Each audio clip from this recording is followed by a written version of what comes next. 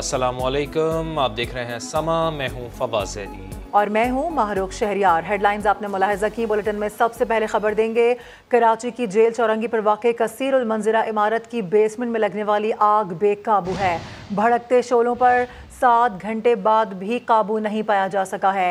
एक शख्स जिंदगी की बाजी हार गया है, जबकि आतिशज़दगी के वाक़े में 5 अफराद जख्मी भी हुए हैं। फायर ब्रिगेड हुकाम ने आग पर काबू पाने का दावा तो किया है, लेकिन सुबह 11 बजे से लगी आग ताहाल बेकाबू है। गोदाम के तौर पर इस्तेमाल होने वाले बेसमेंट में मौजूद लाखों रुपए मालियत का सामान भी जलकर खाकिस्तर हुआ। शाहनवाज अली कादरी की रिपोर्ट।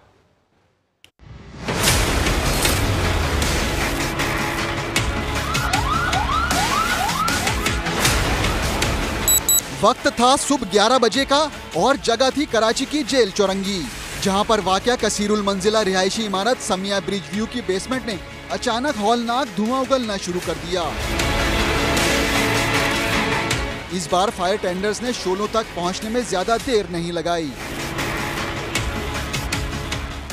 लेकिन आग का मरकज बेसमेंट में होने की वजह से धुएं को कंट्रोल करना चैलेंज बन गया। धुएं ने बेसमेंट से ऊपर ग्राउंड फ्लोर पर कायम बड़े सुपर स्टोर को भी अपनी लपेट में ले लिया था। आग और धुएं की शिद्दत से मेजलैंड फ्लोर पर मौजूद एक शख्स जाँ भाग हो गया।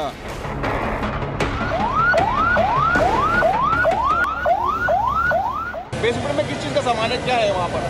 गारमेंट्स है, क्रॉकरी है, मतलब सारा फूड का सामान है, नॉन फूड हर दोनों ही है। कोई जख्मी, कोई बेहोश? नहीं, कुछ नहीं। और कस्टमर 2-4 हुए, उनको हॉस्पिटल कर दिया उनको। कस्टमर्स ने उस वक्त कस्टमर को बाहर निकाला, वो भी सेफ थे। 5 मिनट के अंदर सारे खाली हो गए। अच्छा, सब बाहर से हम लोग बच गए। बेसमेंट इमारत की बालाई मंजिलों पर रिहाइश पजीर लोगों को हंगामी सीढ़ियों से बाहर निकाला गया, जबकि बीमार और ज़ईफ अफराद के लिए रेस्क्यू टीमों को अंदर भेजा गया। लोग हैं जिनके मर्द नहीं है, जिनकी ओल्ड एज है, वो अंदर है। अभी कोशिश कर रहे हैं कि इनको निकाल। आग में 1 घंटे तक फंसे रहने वाला नौजवान इमारत से बाहर आया तो उसकी मां की खुशी की कोई इंतहा नहीं थी।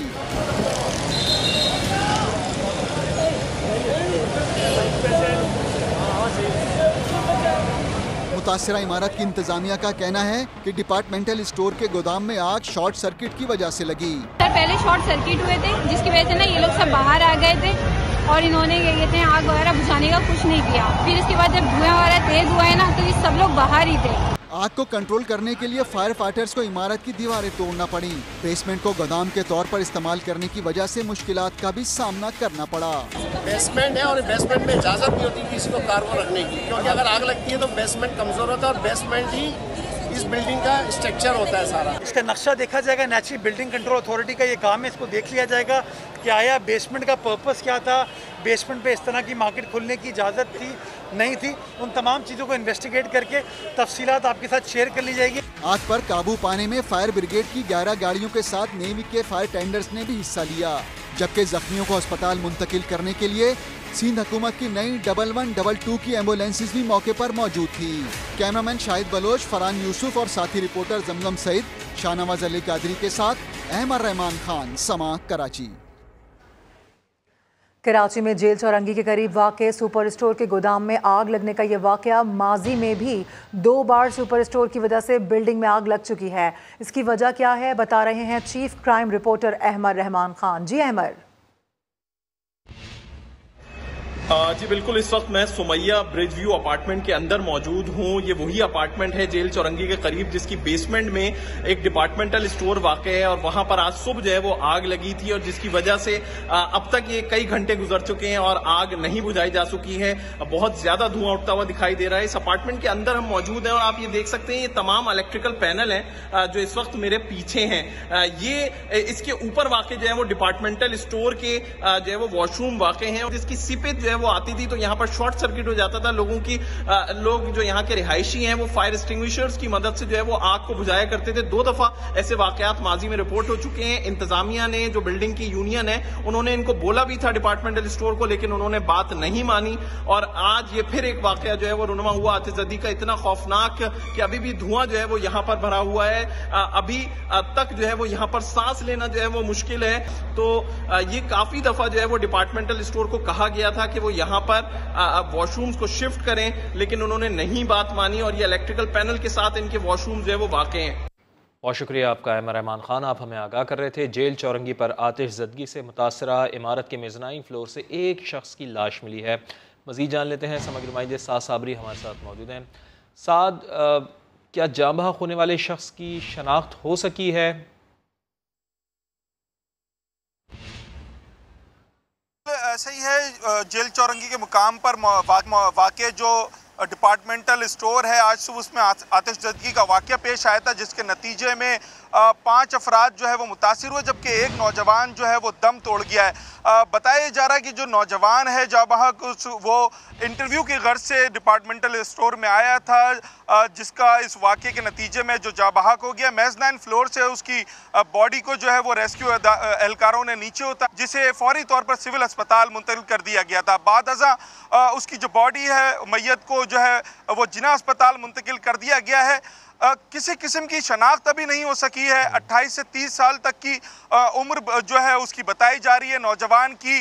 ना ही कोई शनाख्ती कार्ड, ना दीगर कोई मोबाइल उसकी जेब से बरामद हो सका है। इस वक्त इमरजेंसी वार्ड में यहाँ पर जो है इमरजेंसी में जो है उसकी बॉडी को रखा गया है। लवाहिकीन का इंतज़ार किया जा रहा है, पर अभी किसी भी किस्म की कोई इत्तलात मौसूल नहीं हुई है। ना ही किसी अहल खाना ने जो है वो जिना अस्पताल से या पुलिस से रब्ता करने की कोशिश की है।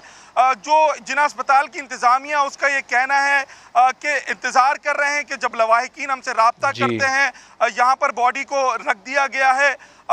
कोशिश कर रहे हैं किसी तरीके से शनाख्त की जाए। अभी भी जो है वो कुछ जो मुतासरीन थे, जो दम घुटने की वजह से जिन्हें अस्पताल लाया गया था, उन्हें तिब्बी इमदाद दी जा रही है, जबकि कुछ मुतासरीन को तिब्बी इमदाद के बाद घर रवाना कर दिया गया। बहुत शुक्रिया आपका साद साबरी, आप हमें आगाह कर रहे थे। जिना अस्पताल के बाहर मौजूद थे समग्र नुमाइंदे साद साबरी, और बता रहे थे कि एक शख्स की यहाँ पर लाश लाई गई है जिसकी शनाख्त ताहाल नहीं हो सकी है। ये शख्स, इसके बारे में बताया जा रहा है कि इंटरव्यू देने के लिए यहाँ पर आया था और आग की नज़र हुआ। साद साबरी हमें आगाह कर रहे थे। ताज़ा तरीन अपडेट्स ये हैं कि जेल चौरंगी पर वाक़े सुपर स्टोर में लगी आग बालाई मंजिलों पर फैलने लगी है। आग इमारत के पार्किंग फ्लोर P1 तक फैल चुकी है। अपने नाजरीन को हम बता रहे हैं, मनाजिर भी समा की टेलीविजन स्क्रीन पर देखे जा सकते हैं। जेल चौरंगी पर वाक़े लगी आग बेकाबू हो गई है। तीसरे दर्जे की आग इसको करार दिया गया था। एक शख्स के अब तक जाम बहक होने की इतलात हैं, जबकि 5 अफराद के ज़ख्मी होने की भी इतलात हैं। अपने नाजरीन को बताएं कि आग इमारत के पार्किंग फ्लोर P1 तक फैल चुकी है। इंतज़ामिया ने अलॉटीज़ को पार्किंग फ्लोर से गाड़ियां निकालने की हिदायत कर दी है, जबकि इमारत का रिसेप्शन बताया जा रहा है जो कि मुकम्मल तौर पर जल चुका है। जेल चौरंगी पर वाक़े लगी आग बेकाबू। आग इमारत के पार्किंग फ्लोर P1 तक फैल चुकी है। इंतज़ामिया की जानिब से हिदायत की जा रही हैं जो वहाँ पर अलॉटीज़ हैं उनको कि पार्किंग फ्लोर से अपनी गाड़ियाँ निकाल लें। कुछ दीगर खबरें शामिल करते हैं और आपको बताते हैं कि पाकिस्तान तहरीक इंसाफ ने लॉन्ग मार्च पार्ट 2 में रुकावटों और गिरफ्तारियों से बचने के लिए सुप्रीम कोर्ट से रुजू कर लिया है। साबिक़ा हुक्मरान जमात ने दरख्वास्त की है कि अदालत मरकज़ी और सूबाई हुकूमतों को रास्तों में कंटेनर ना लगाने, गिरफ्तारियाँ और मार्च के शुरका के खिलाफ ताकत का इस्तेमाल ना करने का हुक्म दे। इस्लामाबाद से देखिए जुल्करनैन इकबाल की रिपोर्ट। तहरीक इंसाफ ने शहर इक़्तिदार पर दोबारा यलगार की कानूनी पेशबंदी शुरू कर दी। मार्च में मुमकिन रुकावटों और गिरफ्तारियों के डर से सुप्रीम कोर्ट के दर पर दस्तक दे दी। असद उमर की तरफ से दायर दरख्वास्त में मौक़िफ़ इख्तियार किया गया है कि आइन पुरअमन एहतजाज समेत बुनियादी हुकूक की गारंटी देता है। हुकूमत इन हुकूक को खत्म नहीं कर सकती। 25 मई को मार्च के शुरका पर तशद्दुद किया गया। आइंदा भी रियासती ताकत के इस्तेमाल का खतरा है। सुप्रीम कोर्ट अवामी हुकूक के मुहाफिज के तौर पर किरदार अदा करे। 9 मुख्तलिफ बुनियादी हुकूक के सवाल उठाए गए हैं। उम्मीद है जो एक आईनी हक है, उनका कानूनी हक है, उसकी हिफाजत जो है यकीनन सुप्रीम कोर्ट मुहैया करेगी। क्या वो अजीब डोवाल का जो एजेंडा है कि पाकिस्तान को अंदर से तोड़ा जाए, क्या ये उस साजिश का हिस्सा है? तहरीक इंसाफ ने सदा की है कि अदालत मरकजी और सूबाई हुकूमतों को मार्च के शुरका पर तशद्दुद न करने का हुक्म दे। तमाम आईजीज को गिरफ्तारियों और रास्तों में कंटेनर लगाने से रोका जाए। दरख्वास्त में तमाम आईजीज, वफाकी और सूबाई हुकूमतों को फरीक बनाया गया है। कैमरामैन मोहम्मद नवाज के साथ जुल्करनैन इकबाल, समा, इस्लामाबाद। और सुप्रीम कोर्ट से हिफाजत चाह रहे हैं, अदालती फैसले के बाद ही निकलेंगे। सरबराह तहरीक इंसाफ इमरान खान ने हिकमत अमली बता दी है। तस्लीम किया कि पहले प्लानिंग ठीक नहीं थी, गलत फहमी में रह गए कि अदालती फैसले के बाद रास्ते क्लियर हो जाएंगे, लेकिन ऐसा नहीं हुआ। अब गलतियां नहीं दोहराएंगे। राना सनाउल्लाह अब भी धमकियां दे रहे हैं। हुक्मरान डरा धमकाकर इक़्तिदार से चिपके रहना चाहते हैं। हम सुप्रीम कोर्ट से पहले प्रोटेक्शन चाह रहे हैं। क्या हमारे पाकिस्तानियों का फंडामेंटल राइट है पुरअमन एहतजाज करें? सुप्रीम कोर्ट से रूलिंग ले रहे हैं, उनका फैसला आता है, फिर हम निकलेंगे। बहुत बेहतर प्लानिंग होगी। इस बार हमारी प्लानिंग कोई ठीक नहीं थी। इस गलत फहमी में पड़ गए कि सुप्रीम कोर्ट ने उस वक्त कोई रूलिंग दी थी तो हमने समझा कि अब रास्ते साफ हो जाएंगे। हमें क्या पता था कि उन्होंने किसी की परवाह नहीं की। जो हमने गलतियां की वो आप नहीं देखेंगे। बाबरियत से शेलिंग की गई अपने लोगों पे। जनरल डायर तो जो एक गुलाम कौम के ऊपर वो गोलियां चला सकता था या जुल्म कर सकता था, अपनी लॉ इन्फोर्समेंट एजेंसीज अपने लोगों पे ऐसे जुल्म नहीं करती। ये सिर्फ क्रिमिनल्स करते हैं। मुल्क के लिए फैसला कौन बनता है? एक तरफ तबाही का रास्ता है और एक तरफ अजमत का रास्ता। अल्लाह किसी को ये इजाजत ही नहीं देता कि वो कहे जी मैं न्यूट्रल हूँ। कोई न्यूट्रल नहीं होता। फिर सनाउल्लाह का फिर कोई स्टेटमेंट आई है कि मैं तुम्हें ये कर दूंगा, मैं वो कर दूंगा। डरा रहे लोगों को। इनसे बुज़दिल लोग कोई नहीं है। ये जब इनके सामने कोई खड़ा हो जाता है ये सारे भाग जाते हैं। इमरान खान के मार्च से निपटने के लिए वफाकी वज़ीर दाखिला की ज़ेर सदारत अहम इजलास में बड़े फैसले कर लिए गए हैं। राना सनाउल्लाह ने दो टोक कह दिया है कि फसादी मार्च को वफाकी दारुल हुकूमत में किसी सूरत दाखिल नहीं होने दिया जाएगा।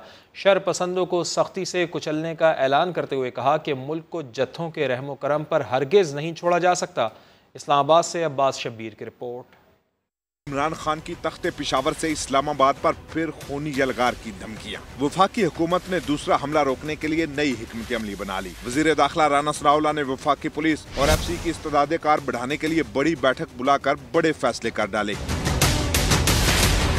FC को वफाकी पुलिस की मुआवनत के लिए रद्दुल फसाद फोर्स का दर्जा देने का फैसला। खुसूसी तरबियत दी जाएगी। दोनों फोर्सेज की माली, तकनीकी और कानूनी इमदाद बढ़ाने की ठान ली गई। इस्लामाबाद पुलिस के शोधा पैकेज की मद में 1 अरब रुपए के बकाया जात फौरी अदा किए जाएंगे। वफाकी दारुल हुकूमत की फुल प्रूफ सिक्योरिटी के लिए सेफ सिटी प्रोजेक्ट को जदीद तरीन बनाने, कैमरों की कवरेज को 100% करने और जुड़वा शहरों की पुलिस और इंतजामिया के दरमियान कोऑर्डिनेशन मैकेनिज्म कायम किया जाएगा। ये भी तय पाया कि इस्लामाबाद पुलिस और FC की तनख्वाहें, अलाउंसेज और शोधा पैकेज को आइंदा माली साल से पंजाब और खैबर पख्तूनख्वा के मुसावी कर दिया जाएगा।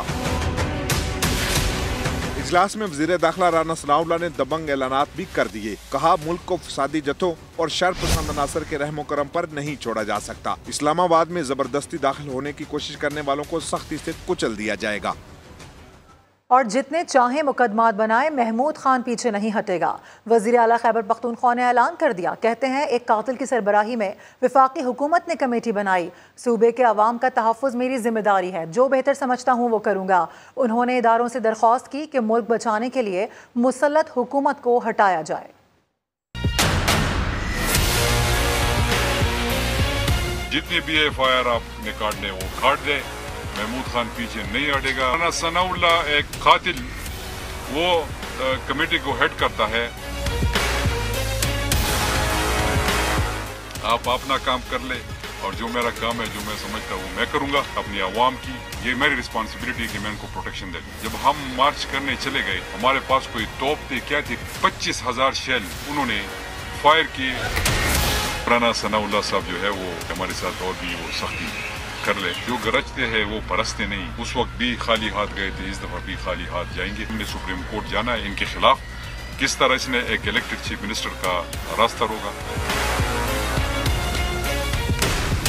मेरे पास 2/3 अक्सरियत है, तो गवर्नर तो किसी सूरत भी नहीं लगनी। ये लगा भी देंगे तो अदालतें मौजूद है, उसको हम उड़ा देंगे। पॉलिटिकल लोग हैं, हम कोई अस्करी विंग नहीं है। जब जंग भी जारी होती है तो बातचीत उसमें होती रहती है। इमरान खान अगर पेशावर में है तो पेशावर में उसकी हुकूमत है। ज़हनी तौर पर गुलाम लोग एक करप्ट टोला है। अपने इदारों से ये रिक्वेस्ट करूंगा कि अगर आपने इस मुल्क को बचाना है तो इन लोगों को आप लोग को हटाना पड़ेगा। लाहौर की सेशन अदालत ने आज़ादी मार्च में वकला पर तशद्दुद करने पर वफाकी वज़ीर दाखिला राना सनाउल्लाह समेत दीगर के खिलाफ मुकदमा दर्ज करने का हुक्म दे दिया है। एडिशनल सेशन जज मलिक मुदस्सिर उमर ने इंदराज मुकदमा की दरख्वास्त पर हुक्म जारी किया है। वकील हैदर मजीद ने दरख्वास्त में मौक़िफ़ इख्तियार किया कि हकीकी आज़ादी मार्च में पुरअमन तौर पर शरीक होने के लिए वकला निकले तो दाता दरबार के करीब पुलिस के 300-400 अहलकारों ने शेलिंग और लाठीचार्ज शुरू कर दिया, जिससे मुतादिद वकला शदीद ज़ख्मी हुए और कई बेहोश भी हुए। दरख्वास्त गुजार ने बताया है कि तशद्दुद वज़ीर दाखिला राना सनाउल्लाह, CCPO लाहौर और DIG ऑपरेशन सुहेल चौधरी की इमा पर किया गया।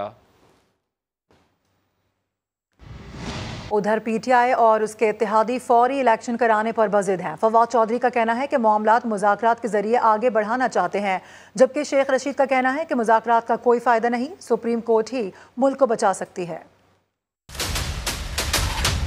फौरी इलेक्शन कराओ, PTI और इत्तेहादियों का मुतालबा। PTI रहनुमा फवाद चौधरी इलेक्शन के लिए मुज़ाकरात पर भी राजी हो गए। आप सबसे पहले इलेक्शन की तारीख दें, इलेक्शन का शेड्यूल दें, हम उसके लिए बिल्कुल उनके साथ, पीपल्स पार्टी के साथ उनके साथ बैठेंगे। तो हमको मिलिटेंट पार्टी नहीं है, ना ही हम होना चाहिए, और इसीलिए हम मुज़ाकरात के जरिए ही आगे बढ़ना चाहते हैं।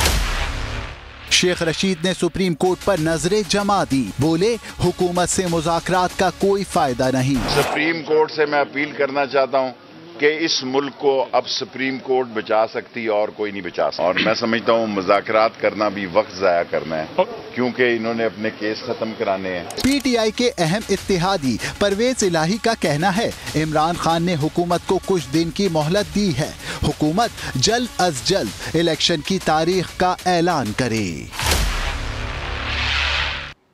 इलेक्शन कमीशन मुकम्मल हो गया है। पंजाब और खैबर पख्तूनख्वा के मेंबरान ने भी हलफ उठा लिया है। हलफ बर्दारी तकरीब के मौके पर सहाफ़ियों से गैर रस्मी गुफ्तगू में चीफ इलेक्शन कमिश्नर का कहना था कि हमारे फैसलों से कोई नाराज़ होता है तो होता रहे, बग़ैर किसी दबाव के फैसले करते हैं और करते रहेंगे। अगर PTI के इस्तीफ़े मंजूर हुए तो ज़िमनी इलेक्शन होगा। ज़ुल्क़रनैन इक़बाल की रिपोर्ट। इलेक्शन कमीशन की तश्कील मुकम्मल हो गई। पंजाब और खैबर पख्तूनख्वा के मेंबरान ने हल्फ उठा लिया। चीफ इलेक्शन कमिश्नर ने बाबर हसन बरवाना और जस्टिस रिटायर्ड इकरामुल्लाह खान से हल्फ लिया। तकरीब में इलेक्शन कमीशन हुकाम के अलावा मेंबरान के अहले खाना ने भी शिरकत की।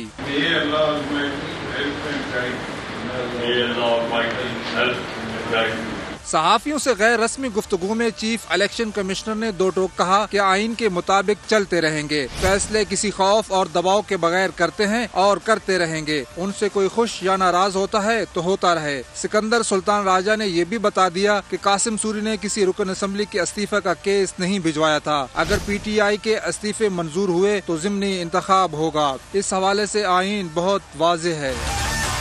चीफ इलेक्शन कमिश्नर का कहना था इंतखाबात कब होने हैं ये फैसला हुकूमत ने करना है। मर्दमशुमारी नताइज शाया होने तक हल्का बंदी नहीं हो सकती। 31 दिसंबर तक डिजिटल मर्दमशुमारी नताइज शाया न हुए तो अक्टूबर 2023 में इंतखाबात मुश्किल हो जाएंगे। फिर दस्तयाब हल्का बंदी पर ही इलेक्शन होगा। और असेंबली के अंदर लोगों को दाखिल होने से रोकना सेक्रेटरी पंजाब असेंबली का काम था। सेक्रेटरी असेंबली ने अपनी जिम्मेदारी का मुजाहिरा नहीं किया। असेंबली में लोटे लाना शर्मनाक अमल था। हमजा शहबाज के इंतखाब के केस में चीफ जस्टिस हाई कोर्ट के रिमार्क्स। कहा असेंबलियों में झगड़ते हुए देखा है, लेकिन जो कुछ डिप्टी स्पीकर के साथ हुआ वो अफसोसनाक था। लाहौर से रिपोर्ट करेंगे अरशद अली।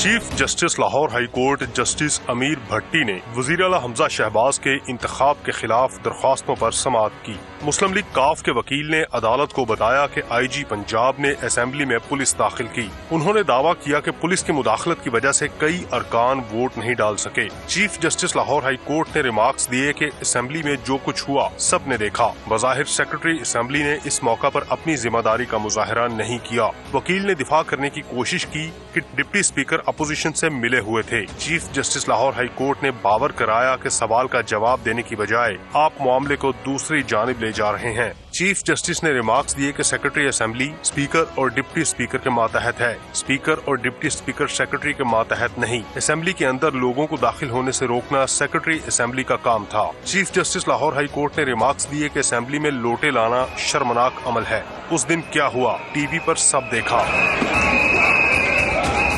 इससे पहले तहरीक इंसाफ के वकील बैरिस्टर अली जफर ने दलाइल के दौरान कहा कि आइन के आर्टिकल 130 के मुताबिक वज़ीर आला के पास अददी अक्सरियत होनी चाहिए। हमजा शहबाज सुप्रीम कोर्ट के अहकामात के बाद वज़ीर आला पंजाब नहीं रहे।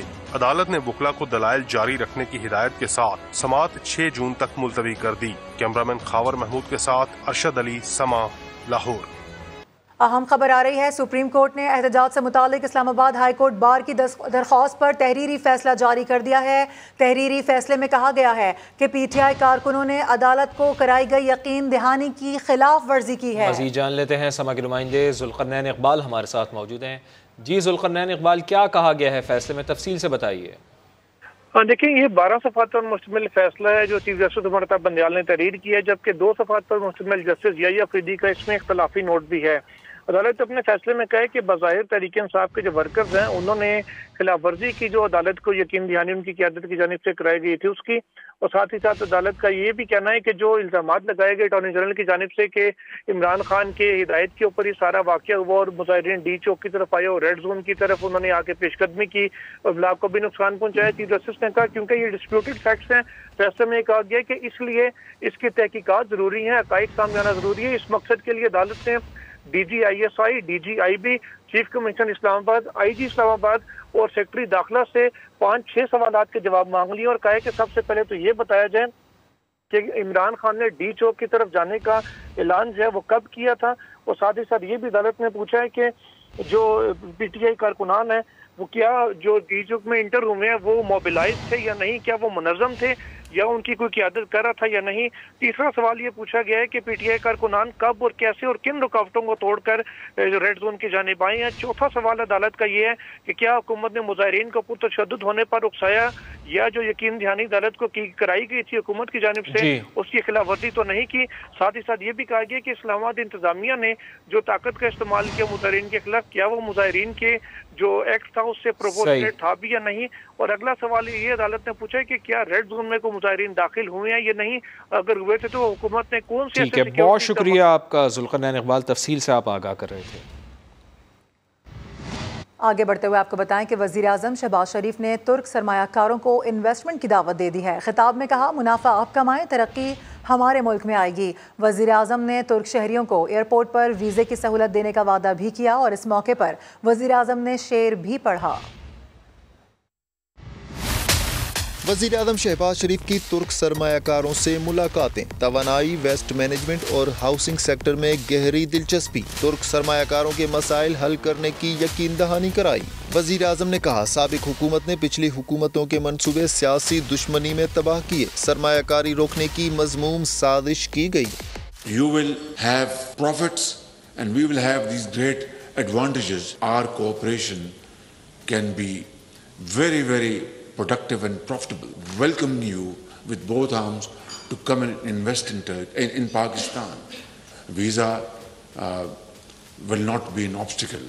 वज़ीर आज़म शहबाज शरीफ ने तुर्क सरमायाकारों को पाकिस्तान में सरमायाकारी की दावत दी। पाक तुर्क बिजनेस फोरम से खिताब करते हुए कहा, power, textile sector, automobile industry, IT और सयाहत में तुर्की के साथ तिजारती ताल्लुकात आगे ले जाना चाहते हैं। So we can have this wonderful win-win collaboration in this automobile industry. Gaps to be filled by joint cooperation in textile. Your capacity to build dams and hydel power generation should be leveraged by us in Pakistan. खिताब के आखिर में वज़ीर आज़म ने अल्लामा इकबाल का शेर भी पढ़ा। जहाने ताज़ा की है अफकारे ताज़ा से नमूद के संग व खिच से होते नहीं जहां पैदा। वज़ीर आज़म पाकिस्तान 3 रोज़ा सरकारी दौरे पर तुर्की में मौजूद हैं। वज़ीर आज़म मियां शहबाज शरीफ ने अनक़रा में मुस्तफ़ा कमाल पाशा अतातुर्क के मज़ार पर हाज़िरी दी। वज़ीर आज़म ने मज़ार पर फूल चढ़ाए और फातिहा ख़्वानी भी की। वज़ीर आज़म को तुर्क फ़ौजी दस्ते ने सलामी पेश की।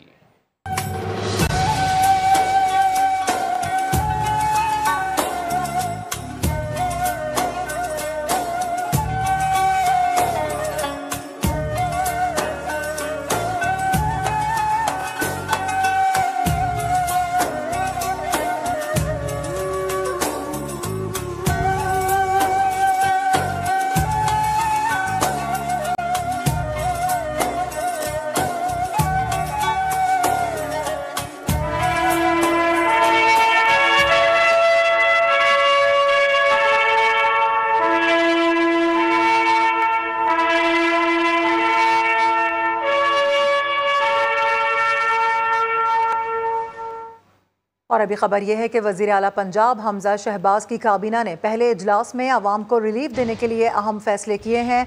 हमारी नुमाइंदा फातिमा शराजी हमारे साथ मौजूद है, उनसे मजीद जानेंगे। फातिमा, किस तरह से आवाम को रिलीफ दिया जाएगा, क्या फैसले किए गए हैं? जी बिल्कुल, आज वज़ीर आला पंजाब हमजा शहबाज की ज़ेरे सदारत पहला सूबाई काबीना का इजलास था, जिसमें उन्होंने पंजाब काबीना से जो है मुख्तलिफ सहूलत पैकेज की मंजूरी दी है, जिसमें पंजाब भर में सस्ते आटे की फराहमी पर 200 अरब रुपए की सब्सिडी दी है। इसके अलावा खैबर पख्तूनख्वा में भी आटे की गंदम की मंजूरी दे दी है।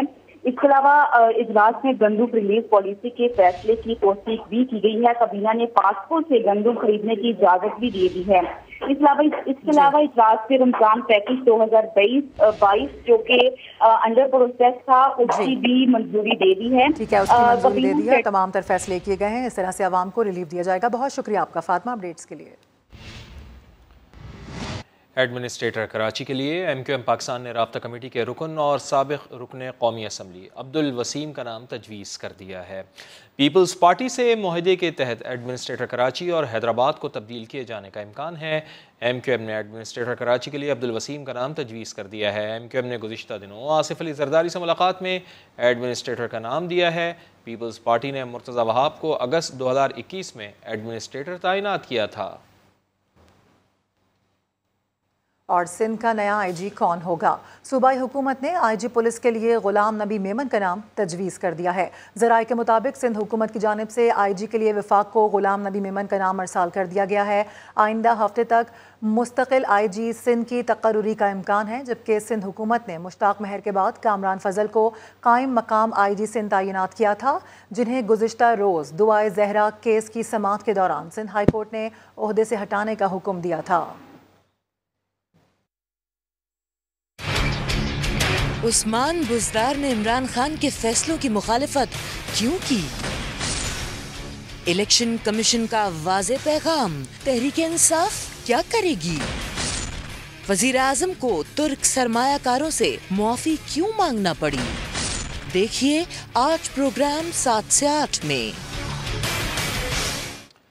अहम खबर है कि सिंध हाई कोर्ट ने सरकारी मुलाजमतों पर हुक्म इम्तना वापस लेते हुए MQM रहनुमाओं की दरख्वास्तें मुस्तरद कर दी हैं। सिंध हाई कोर्ट ने सरकारी मुलाजमतों पर हुक्म इम्तना वापस ले लिया है। 21,000 से ज़ायद भर्तियों के खिलाफ दरख्वास्त पर तहरीरी हुक्मनामा जारी कर दिया गया है। अदालत ने MQM रहनुमाओं की दरख्वास्त मुस्तरद कर दी है। ऐसी कोई वजह पेश नहीं की गई जिसकी बुनियाद पर केस फुल बेंच तश्कील दिया जाए। तारिक मंसूर एडवोकेट ने दरख्वास्त के काबिल समात होने पर दलाइल नहीं दिया। अदालत की जानिब से ऐसा कहा गया। दलाइल देने के बजाय बेंच से मुताल्लिक़ तौहीन आमेज़ रिमार्क्स दिए गए। तहरीरी हुक्म जारी कर दिया गया है। और बुलेटिन के आखिर में आपको दिखाते हैं कि पाकिस्तान के एक और हीरो ने दुनिया के बुलंद तरीन माउंट एवरेस्ट को सर कर लिया। मंजर शिगरी की रिपोर्ट। बर्फीले ग्लेशियर्स, मौसम की सख्ती, हर डर को हराने वाले ये हैं अब्दुल जोशी, जिन्होंने 16 मई को दुनिया के बुलंद तरीन पहाड़ को सर कर लिया। Abdul Joshi mount Everest sir करने वाले 8वें शख्स हैं। अब्दुल जोशी एवरेस्ट समेत अब तक 8,000 मीटर बुलंद 2 चोटियां सर कर चुके हैं। जिस तरह पाकिस्तान क्रिकेट बोर्ड या दूसरे स्पोर्ट्स पे जो ना वो अगर पाकिस्तान गवर्नमेंट इन्वेस्ट करता है, उनको सपोर्ट करता है, इसी तरह से जो ना एडवेंचर स्पोर्ट्स में भी गवर्नमेंट इंशाल्लाह इन फ्यूचर वो सपोर्ट कर देंगे। इतना बड़ा कारनामा अंजाम देने के बाद जब अब्दुल जोशी गिलगित पहुंचे तो उनका शानदार इस्तकबाल किया गया। अब्दुल जोशी जल्द दुनिया की दूसरी बुलंद तरीन चोटी K2 सर करने के लिए रवाना होंगे। मंजर शिगरी, समा, गिलगित।